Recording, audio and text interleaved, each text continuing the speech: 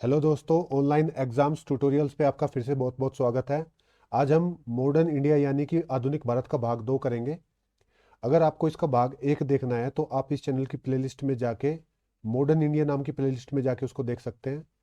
आज हमारा पहला टॉपिक होगा द रिवोल्ट ऑफ 1857 यानी कि 1857 की क्रांति। इसको सिपाही मटनी या फिर फर्स्ट वॉर ऑफ इंडिपेंडेंस के नाम से भी जाना जाता है। अब इसके क्या कारण थे? देखिए, सबसे पहला इसका जो कारण था, उस समय पे इंट्रोड्यूस हुई इनफील्ड ग्रीस राइफल। इसका जो गोलियों का कवर था, उसको माना जाता है कि बीफ यानी कि गोमांस या फिर सुअर के मांस से बनाया जाता था, जिसको मुंह से काटकर उसमें से बारूद निकालना होता था। तो अब जाहिर सी बात है कि इससे जो भी हिंदू और मुस्लिम सोल्जर्स थे आर्मी के अंदर, वो सब आंदोलित हो गए थे। अब इसके बाद 29 मार्च 1857 को मंगल पांडे, जो कि एक इंडियन आर्मी के सिपाही थे, 24 नेटिव इन्फेंट्री में, उन्होंने 2 ब्रिटिश ऑफिसर्स का कत्ल कर दिया, जिनका नाम था ह्यूजसन और बो। यह जगह थी बरकपुर, जो कि कलकत्ता के पास है। अब जो क्वेश्चन बनता है, जो आप ज़्यादातर एक क्वेश्चन देखते होंगे कि 1857 की क्रांति कहाँ से हुई, तो उसका आंसर होता है मेरठ से। क्योंकि 10 मई 1857 को कुछ सिपाहियों को सजा दी जा रही थी, क्योंकि उन्होंने इस एनफील्ड राइफल का इस्तेमाल करने से मना कर दिया था। और वहीं पे सभी जो सिपाही थे वहाँ पे जो एकत्रित हो गए थे, वो सभी आंदोलित हो गए। उन्होंने वहीं पे नारा दिया, मारो फिरंगियों को। और उसके बाद वहाँ पे उन्होंने कुछ ब्रिटिश ऑफिसर्स की हत्या कर दी। उसके बाद उन्होंने उन सोल्जर्स ने मार्च किया दिल्ली की तरफ। और वहाँ पे बहादुर शाह जफर, जो उस समय पे मुगल राजा थे, उसको शहंशाह हिंदुस्तान घोषित कर दिया, यानी कि एम्परर ऑफ इंडिया। और उनको एक तरीके से अपना लीडर मान के अंग्रेजों के खिलाफ क्रांति छेड़ दी। अब ये क्वेश्चन भी काफ़ी पूछा जाता है कि किस जगह से किसने 1857 की क्रांति को लीड किया। तो इसमें कानपुर से लीड किया नाना साहब ने, उनके साथ थे तात्या टोपे और अजीमुल्ला। लखनऊ से लीड किया बेगम हजरत महल, जो कि अवध की थी। बरेली से लीड किया खान बहादुर ने। बिहार के आरा से लीड किया कुंवर सिंह ने, जो कि जगदीशपुर के एक जमींदार थे। और झांसी से, जैसे आप सभी को पता है, रानी लक्ष्मीबाई ने। और इलाहाबाद से लियाकत अली ने। अब आते हैं उस समय के महत्वपूर्ण गवर्नर जनरल्स पे। देखिए, सबसे पहले हम पढ़ेंगे रॉबर्ट क्लाइव के बारे में। रॉबर्ट क्लाइव गवर्नर जनरल नहीं थे, वो उस समय बंगाल के गवर्नर थे। और 1757 से लेकर 1767 तक ये बंगाल के गवर्नर रहे। सबसे महत्वपूर्ण काम जो इन्होंने किए, जिनके ऊपर प्रश्न पूछे जाते हैं, सबसे पहला था बंगाल के अंदर डुअल गवर्नमेंट यानी कि दोहरी सरकार की शुरुआत करना। और बंगाल के अंदर ब्रिटिश ईस्ट इंडिया कंपनी की सैन्य और राजनीतिक वर्चस्व स्थापित करने में, उनकी सुप्रीमेसी स्थापित करने में इनका बहुत बड़ा रोल था। और इन्होंने ही बंगाल के नवाब सिराजुद्दौला को फेमस बैटल ऑफ प्लासी, जो कि 1757 में हुई थी, इसमें हराया था। फिर आते हैं वैरन हेस्टिंग, जो कि 1772 से 1774 तक रहे। ये भारत के पहले गवर्नर जनरल थे। अब इनकी हेल्प के द्वारा ही सर विलियम जोन्स ने एशियाटिक सोसाइटी की स्थापना की थी 1784 में। यह काफ़ी इंपॉर्टेंट क्वेश्चन है, इसको कई बार पूछा जा चुका है कि एशियाटिक सोसाइटी ऑफ बंगाल की स्थापना किसने की थी। तो वो की थी विलियम जोन्स ने, और उनकी मदद की थी वैरन हेस्टिंग्स ने। अब जब ये इंग्लैंड वापस गए थे 1785 में, तो वहाँ पे जाते ही इनके ऊपर महाभियोग चला गया था और इनको अपनी पोस्ट से बर्खास्त किया गया था एक तरीके से। अब इन्होंने जो रॉबर्ट क्लाइव ने डुअल गवर्नमेंट, दोहरी सरकार चलाई थी बंगाल के अंदर, इन्होंने उसको भी समाप्त कर दिया। फिर आते हैं लॉर्ड कॉर्नवालिस, जो कि गवर्नर जनरल रहे 1786 से 1793 तक। इनको father of civil services in India के नाम से भी जाना जाता है। और इन्हीं के दौरान बंगाल में परमानेंट सेटलमेंट यानी कि स्थायी बंदोबस्त की शुरुआत हुई 1793 में। और 1793 में ही ये पहले पर्सन थे जिन्होंने यहाँ पे कानूनों को कोडिफाई किया। अब इन्होंने राजस्व प्रशासन से न्याय प्रशासन को अलग कर दिया इन कोड्स में। और इन्हीं के द्वारा डिस्ट्रिक्ट जज की पोस्ट भी क्रिएट की गई। फिर आते हैं लॉर्ड विलियम बेंटिक्ट, जो कि भारत के गवर्नर जनरल रहे 1828 से लेके 1835 तक। और गवर्नमेंट ऑफ इंडिया एक्ट 1833 द्वारा इनको भारत का पहला गवर्नर जनरल बनाया गया। देखिए, भारत बंगाल का पहला गवर्नर जनरल था लॉर्ड वेरन हेस्टिंग, और बंगाल का पहला गवर्नर था रॉबर्ट क्लाइव, लेकिन भारत के पहले गवर्नर जनरल बनाए गए लॉर्ड विलियम बेंटिक्ट। अब इनको सबसे ज़्यादा उदार और सबसे ज़्यादा प्रबुद्ध गवर्नर जनरल माना जाता है जितने भी गवर्नर जनरल भारत में हुए।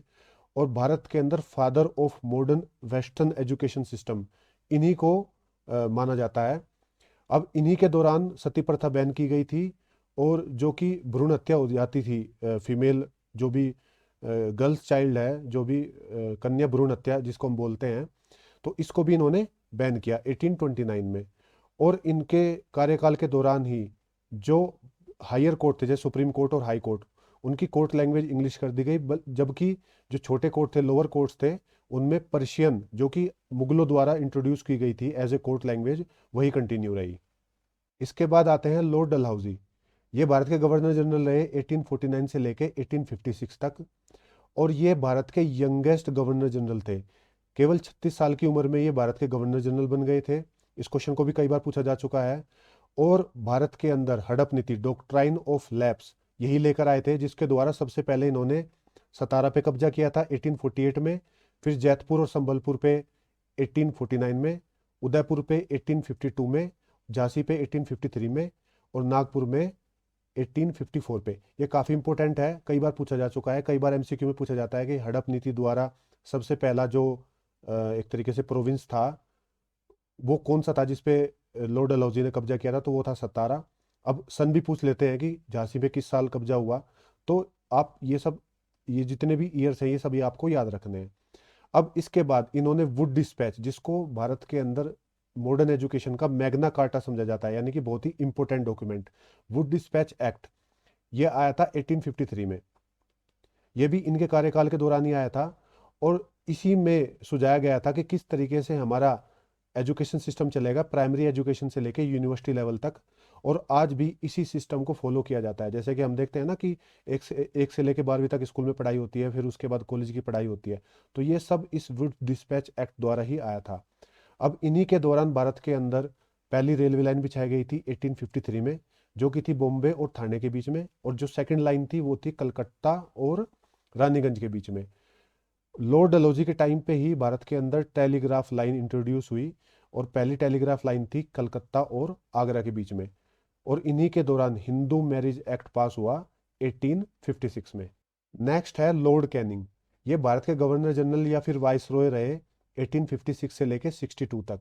अब इनको वाइसरॉय भी कह सकते हैं और गवर्नर जनरल भी कह सकते हैं, क्योंकि 1858 में इंडियन काउंसिल एक्ट द्वारा गवर्नर जनरल की पोस्ट को समाप्त कर दिया गया, और उनकी इस पोस्ट की जगह वाइसरॉय की पोस्ट को इंट्रोड्यूस किया गया। तो अगर पूछा जाए कि लास्ट गवर्नर जनरल कौन थे, तो वो भी लॉर्ड कैनिंग थे, और पहले वाइसरॉय कौन थे, वो भी लॉर्ड कैनिंग ही थे। इन्हीं के दौरान 1857 का विद्रोह हुआ, और जो हड़प नीति लॉर्ड डलहौजी द्वारा शुरू की गई थी, उसको इन्होंने समाप्त कर दिया।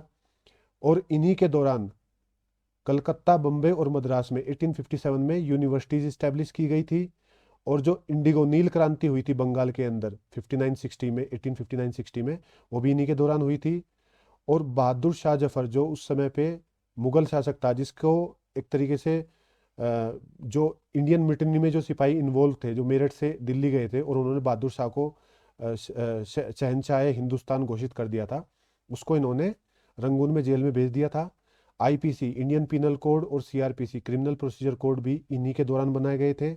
और भारत के अंदर सबसे पहले इनकम टैक्स जो इंट्रोड्यूस किया गया था 1858 में, वो भी लॉर्ड कैनिंग के कार्यकाल के दौरान ही किया गया था। ये जितने भी पॉइंट मैं आपको बता रहा हूँ, ये सारे के सारे बहुत ही इंपॉर्टेंट पॉइंट है। हर एक पॉइंट से एमसीक्यू बनता है, और बहुत ज़्यादा चांसेस है कि ये क्वेश्चन आपको एग्जाम में मिलेंगे। तो इन सभी चीज़ों को आप नोट करके रखिए। वैसे मैंने आपको बता ही दिया है कि इन सभी की पीडीएफ आपको टेलीग्राम चैनल पे प्रोवाइड की जा रही है, और टेलीग्राम चैनल का लिंक आपको नीचे डिस्क्रिप्शन बॉक्स में मिल जाएगा। अब इन्हीं के कार्यकाल के दौरान इंडियन हाई कोर्ट एक्ट आया 1861 में, और 3 हाई कोर्ट बने। कहाँ कहाँ थे ये हाई कोर्ट? एक तो था बॉम्बे में, एक बना मद्रास में, और एक बना कलकत्ता में। अगर ये पूछा जाए कि भारत के अंदर सुप्रीम कोर्ट कब बना, पहला सुप्रीम कोर्ट बना था 1773 के एक्ट द्वारा। तो भारत के अंदर सबसे पहला सुप्रीम कोर्ट 1773 एक्ट द्वारा कलकत्ता के अंदर बना था। और हाई कोर्ट जो सबसे पहले 3 बने थे, वो इंडियन हाई कोर्ट एक्ट 1861 द्वारा बॉम्बे, मद्रास और कलकत्ता में बने थे। तो दोस्तों, ये था इस वीडियो का एंड। अब जल्दी ही हम इस वीडियो का भाग 3 लेकर आएंगे, और इसके साथ साथ आपको मॉडर्न इंडिया के एमसीक्यूज भी अभी प्रोवाइड किए जाएंगे। जिन स्टूडेंट्स ने अपना सिलेबस कंप्लीट किया हुआ है, जो पुराने स्टूडेंट्स हैं, जो कई सालों से एग्जाम्स की तैयारी कर रहे हैं, जिनका सिलेबस कंप्लीट है, तो वो उन एमसीक्यूज़ को देख सकते हैं, उनके लिए काफ़ी हेल्पफुल होंगे। और जो नए स्टूडेंट्स हैं जो यहीं से सिलेबस को कंप्लीट कर रहे हैं, वो भी साथ के साथ इन एमसीक्यूज़ को देख सकते हैं, उनका रिवीजन भी होता रहेगा साथ के साथ। लेकिन मैं यह रिकमेंड करूंगा कि पहले आप इन वीडियोस लेक्चर को देखें, उसके बाद एमसीक्यूज़ पे जाए। ठीक है स्टूडेंट्स, सो थैंक यू और जल्दी मिलते हैं।